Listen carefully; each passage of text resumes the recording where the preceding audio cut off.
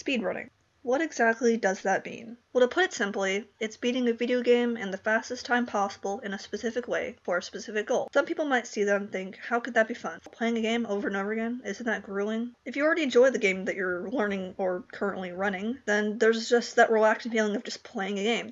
The first game I will be talking about is a little game called Refunct. Never heard of it? I don't blame you. It's a small indie game from 2015. It centers around platforming across various platforms to reach different buttons that raise other parts of the map, the level, out of the seat. It's fairly popular in the speedrunning community for being such a short run. The run only lasts about 3.5 minutes or so it's something quick. My best time that I actually have recorded is about 3 minutes and 6 seconds. The best time I've gotten that I don't have recorded is 3 minutes and 4 seconds, and the world record is 2 minutes and 44 seconds. So that shows how optimized a shorter run can really be. The next game I will be talking about is Cloudberry Kingdom. Never heard of it? It came out in 2013, and it's still not a very well-known game, but it's definitely interesting.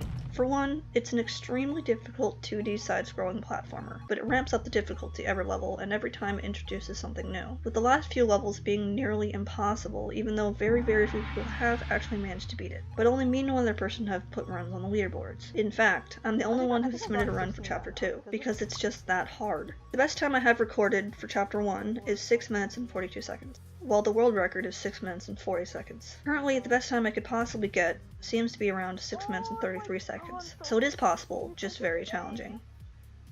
The last game on the list is Portal. I'd be extremely impressed if you haven't heard of this game. You wake up in a facility and you're told that you have to solve these test chambers. There's some voice in the ceiling. There's a little bit of platforming, but mostly it's just puzzling. You shoot holes, you travel through portals, you get the cube onto the button. That's the main part of the game. It's a pretty short game. It's only about an hour long.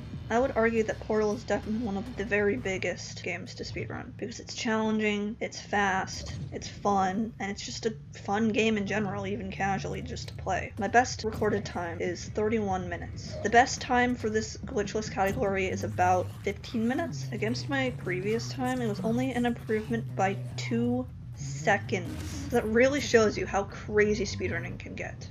And the community in every single game has always been really nice and welcoming and helpful if you have any questions, and it just feels good to have such a nice community of people who love the same things that you love.